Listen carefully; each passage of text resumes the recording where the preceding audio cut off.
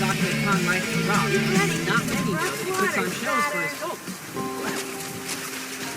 And the pitch. Ranks it foul.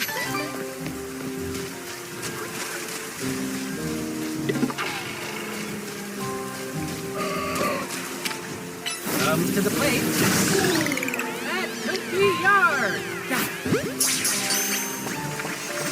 Wow, what a hit! Just crushed that homer. Pitch is on the way. Reads it. Well, the pitcher put that right in the wheelhouse. What else? Now it's out of control. It's hard to find out what this guy's swing. Working him off speed away, but I've seen him park those balls just in his backyard. Good luck to him.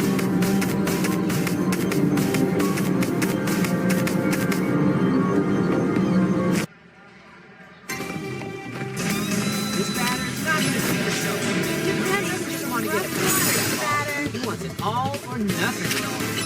Hits and delivers. Peter got him.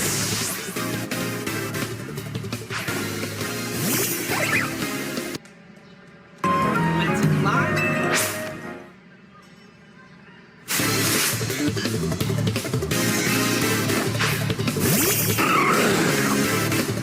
Comes to the plate. Right on strike.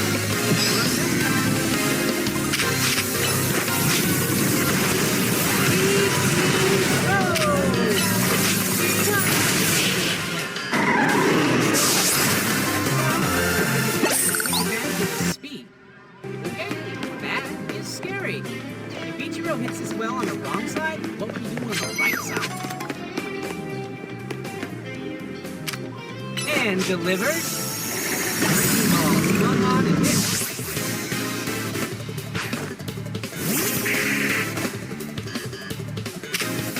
Hits and delivers. Goes down fighting.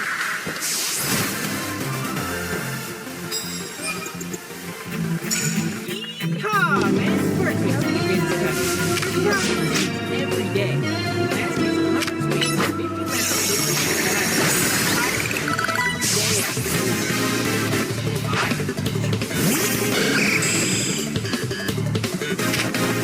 Comes to the plate. Perfect hit. Batter's on the field.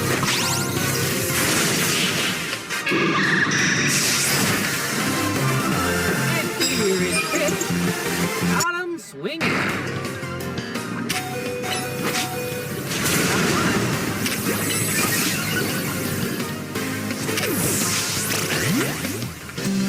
Okay, I've got this new land and farm.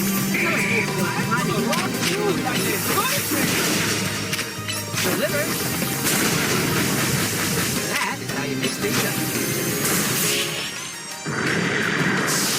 Offers one. Swing and bunt.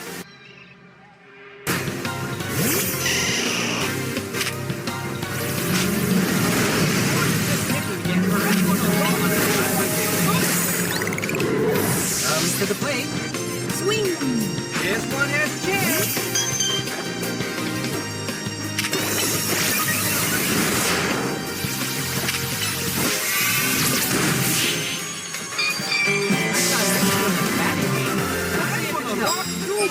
Hurricane!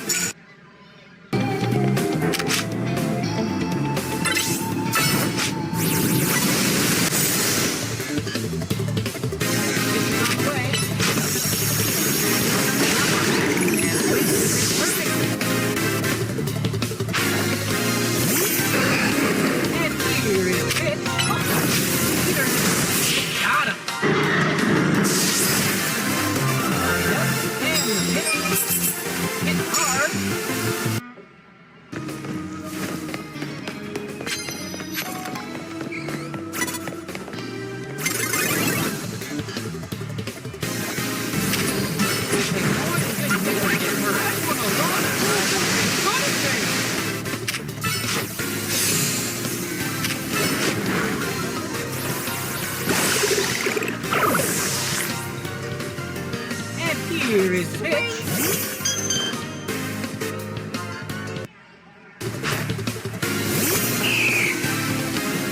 And pitch, swing.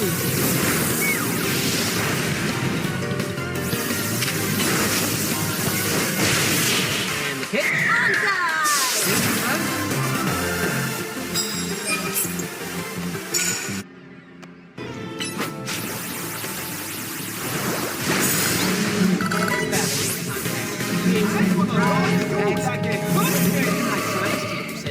Of maximizing baseball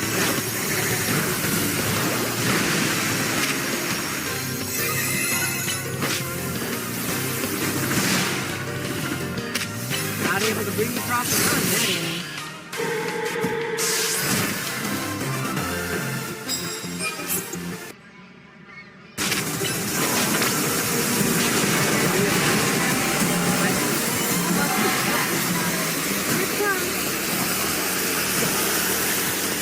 And the pitch.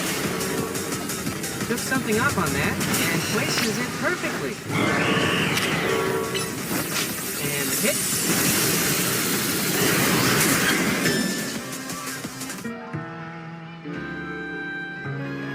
The pitch.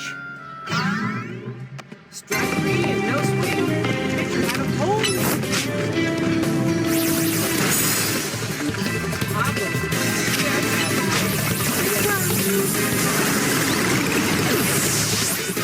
And that's why pressing right or left to get to the selected Pokemon is really important as well. Otherwise, you're going to go into battle with the wrong Pokemon, and then you're going to have a slight delay when you have to switch it out, which means that Pokemon's going to take unnecessary damage, and ideally you want to avoid that if possible. Next up, let's talk about character customization and how you can actually get to this menu. So go to the menu screen by pressing X, then press minus to actually get to the outfit changing screen. By the way, all clothing items are going to be available no matter what your gender is, because they're not going to be gender locked in this game, which I think is pretty nice, so whichever avatar you have to pick, whether it's a boy or a girl, you can mix and match what you want.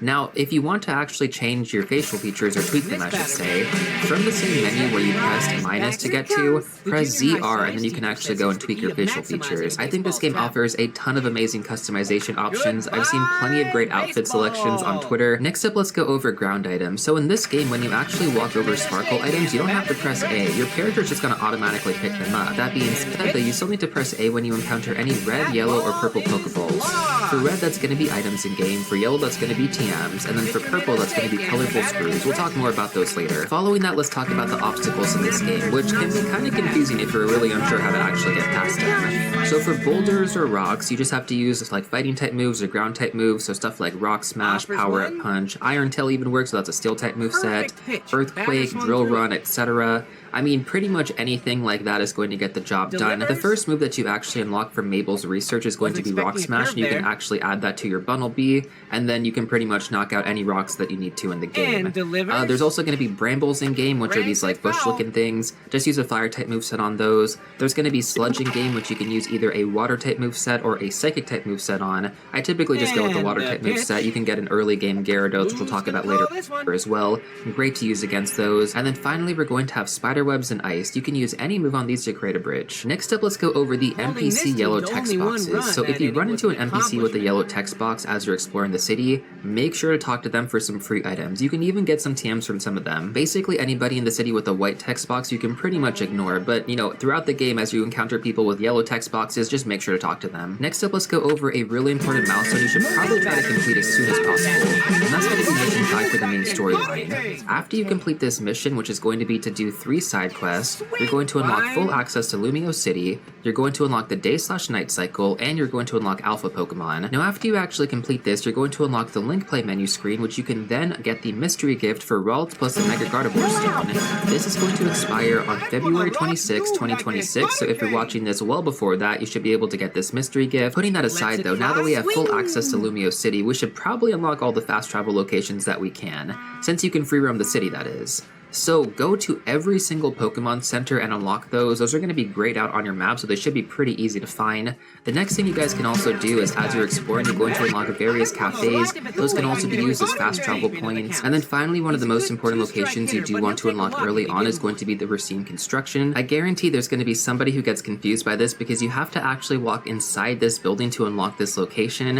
And on the outside, that's actually where you exchanged your colorful screws with the NPC to get the Canary plushie. plushes, which are super important. We'll talk about that in just a second. Now, additionally, on top of that, there are going to be 3 more fast travel locations that I think are really important, but you're going to unlock them as you progress throughout the story, so I'm not going to talk about them right now. The next thing I do want to go over that isn't actually a fast travel location, surprisingly, is going to be the Stone Emporium. So if you ever need any specific evolution stones, definitely make sure to go here. You have access to the basic ones at the start of the game, and then after you beat the game, you're going to unlock the rest of them. Now, we talked about colorful screws earlier, right? So what exactly are colorful screws? So these are those purple Pokeballs that I talked about. You can find these at obstacle courses throughout the map.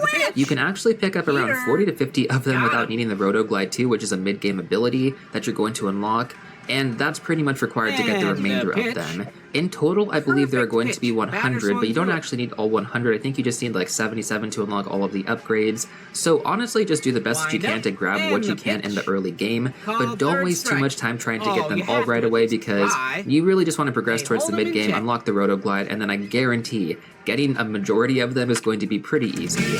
But there are going to be 5 different Canary plushes that you can exchange your colorful screws for, so let's talk about those right now. So first of all, we're going to have the Red Canary plush, which is going to increase the experience you get. We're going to have the Gold Canary plush, which is going to increase the prize money you get from battles. We're going to have the Pink Canary plush, which is going to increase the Mega Shards you get when you actually, knock out those Mega Stones in game. We're going to have the Green Canary plush, which is going to be less likely to black out from damage, so you're going to have a higher threshold for that. And then finally, we're going to have the Blue Canary plush, which is going to increase your catch rate. So in terms of the most important ones, I think you guys should focus on the red, in my opinion, is the most important one, because getting more experience is always just going to be better for your playthrough. You want to level up your Pokemon as much as possible, as fast as possible. Following that, we're going to have the increased catch rate on the Blue Canary plush. The increased catch rate is also going to be affected by different things in game, and we'll talk about that later on in the video. And then we're going to have the Pink Canary plush for the Mega Shards. Following that, we're going to have the Gold Canary plush for the prize money. And then finally, the least important plush is going to be the green one, because taking, less damage to black out isn't really that important. I mean, you can get away just dodging for the most part. You get a few hits before you actually black out from Pokemon damage, so, I mean, yeah, it can be helpful, but you should definitely make sure that you're spending your colorful screws on the red, blue, and pink ones, and then eventually the gold one. Now, when you actually get introduced to the Racine Construction Crew, you're going to automatically get the Red Canary plush level 1, which means you only have to unlock level 2 and level 3 afterwards for that. But for everything else, you have to unlock level 1, 2, and 3. So when it comes to upgrading them, I would recommend getting the red, blue, and pink ones to level 2, and then eventually to level 3 before you actually start upgrading the gold and green ones. Once again, the green one isn't really that necessary, so I wouldn't, stress out trying to get all 77 colorful screws. And again, you get like something for getting all 100, but in the early game, I think the most important ones are going to be the red, blue, and pink, potentially the gold one too if you want to get more prize money, but earning money in this game actually gets really easy as you get further along in the story, so I wouldn't worry about that too much. Now, we did talk about Mega Shards here, right, especially with the Pink Canary plush, so the best way to actually go about collecting these in the early game is just to attack the clusters with your Pokemon as you're moving towards your next destination. I would not get too fixated on clearing out every single one you see in game. It's definitely a noob trap if you ask me, because you ideally want to wait until you upgrade the Pink Canary plush to level 3 to really start farming these for Mega Shards. If you just passively do this as you're progressing throughout the game, as you're walking towards your next destination, you will slowly build up a nice stockpile of them, and they are going to be quite useful later when you unlock a certain location. Next up, let's talk about catching everything. So this is a really important tip, and it might seem like a very obvious one, but I think a lot of people don't actually catch as much as they should early on in their playthrough, because they probably feel like they can come back and do that later.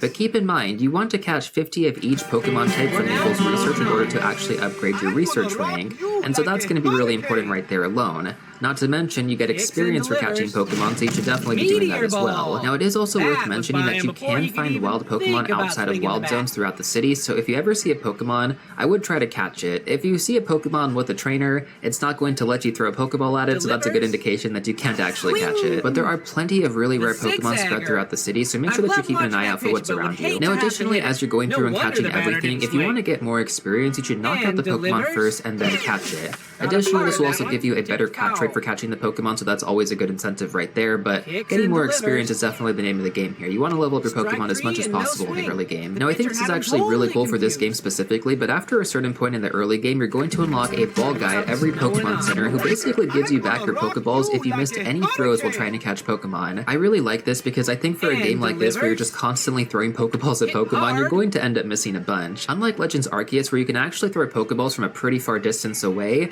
In Legend ZA, you can't actually do that, so when you're trying to catch a Pokemon, sometimes you end up falling short, which is a little bit frustrating, but it's actually nice to know that you can always go and get those Pokeballs back, or any type of Pokeball that you actually happen to use, from this ball bag. The next step I want to go over is saving the game while the Pokemon is unconscious, basically after you knock it out before it despawns. So once the Pokemon has been knocked out after you battle it, it's going to have sparks above its head. If you have a rare Pokemon on screen, you should 100% save the game at this point, because if you fail to catch that Pokemon, it is going to disappear. You only get one chance to actually catch it, which is kind of frustrating, but if you happen to save the game, you can just go ahead and soft reset the game and then go back in and try again as many times as you want to, just rinse and repeat obviously.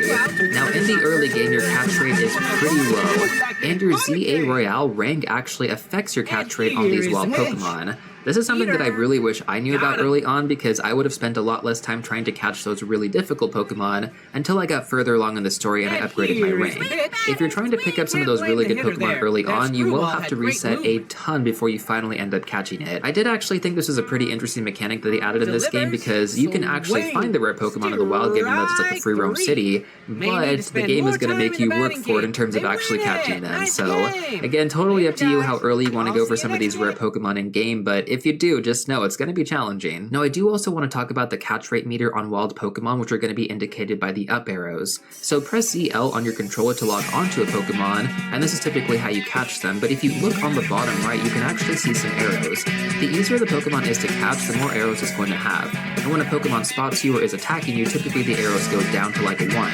And then if you actually happen to sneak up on a Pokemon, you're going to notice that it actually has more arrows. Same thing if you knock out a Pokemon after the battle, you're going to get more arrows once again, because that's going to be the best time to actually catch the Pokemon.